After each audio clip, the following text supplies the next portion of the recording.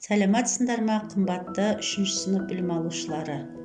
Жамбыл облысы Сарсу ауданы Жарылқасын Отарбаев орта мектебінің өзін-өзі тану пәні мұғалімі Зұлқарнаева Салиха Дәуренбекқызы.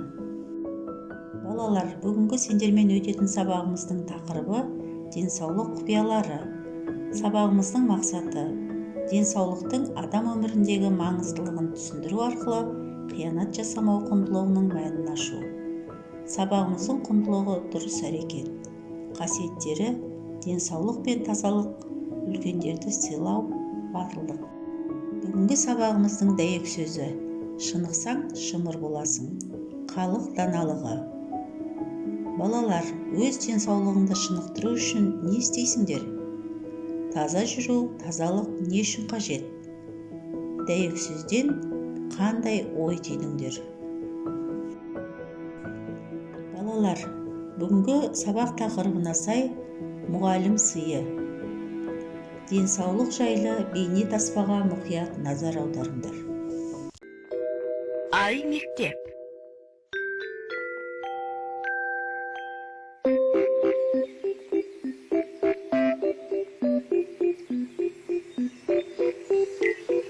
Аламаға, далаға шығып ойнасам бола ма?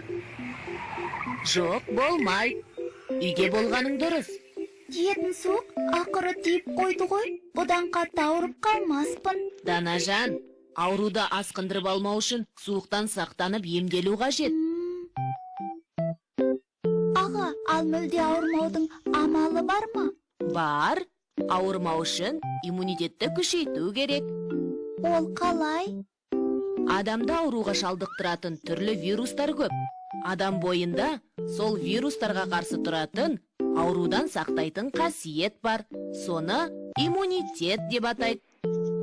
Адамның иммунитеті неғұрлым күшті болса, оның денсаулығы соғұрлым жақсы болады.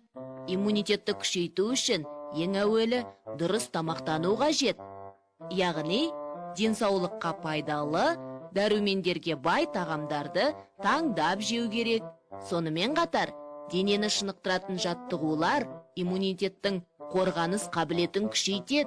Ауруларға қарсы алдын ала егілу де денсаулықты сақтауға септігін тигізеді.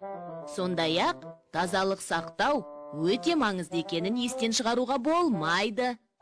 Қолды жиі-жиі жуып, лас жерден аулақ болып, айналаны таза ұстау керек. Түсінікті. Денсаулығымыздың мықты болуы көп жағдайда өзімізге байланысты екен ғой. Мен енді бұдан былай дұрыс тамақтанамын. Тазалықты да сақтаймын. Дене шынықтырумен де тұрақты айналысуға тырысатын болам.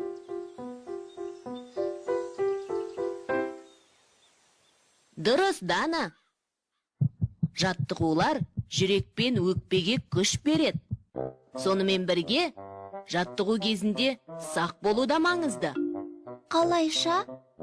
Денең қатты қызып, жүрек соғысы жиілеген кезде, жаттығуды бірден тоқтатпай, денені жайлап суытып, жүрек соғысы қалпына келгенше қозғалысты бірте-бірте бәсеңдеткен дұрыс. Алқынып тұрып су ішуге болмайды. Қалыпқа түскенше күткен жөн. Әрі, желден сақ болу керек. Онда желді, жаңбырлы күндері дене шынықтырумен айналыспаған дұрыс шығар? Жоқ, ауа райы жаттығу жасауға бөгет емес. Жаңбырлы күні жаттығуды үйдің ішінде музыка қосып қойып жасаған жақсы. Қатты терлепсің ғой? Иә, көрпе жамылғаннан шығар. Терлегенің жақсы болды. Тер дегеніміз денедегі ерекше бездерден бөлініп, тері арқылы сыртқа шығатын ағзаға керексіз зат. Оның шыққаны денсаулыққа пайдалы. Мен ауырып қалуымның себебін білдім. Кеше дене шынықтыру сабағынан шөлдеп шығып бірден суық су ішіп едім. Данажан, бұдан бұлай олай істемейсің ғой. Жоқ. Сен жазылған соң саябаққа барамыз. Мен онда дәрімді уақытылы ішіп, тезірек жазылуға тырысам. Балалар, сонымен бейне таспадан не ой түйдіңдер? Енді сендерге сұрақ. күн емші анамыз дегенді қалай түсінесіңдер? Таза ауамен демалудың пайдасы қандай? Су дәрігер деп неліктен айтылған? Ас адамның арқауы деудің себебі неде? Спортпен шұғылданудың неліктен қажет деп түсінесіңдер? Ал балалар, енді шығармашылық жұмысқа назар аударайық. Жұмыс дәптерінен 74-ші бет 2-ші тапсырма. Денсаулыққа пайдалы деп тапқан суреттерді бояңдар. 75-ші бетте 3-ші тапсырма. Денсаулықты сақтау туралы сөйлемдерді аяқтап жазыңдар. Ал енді үйге тапсырма.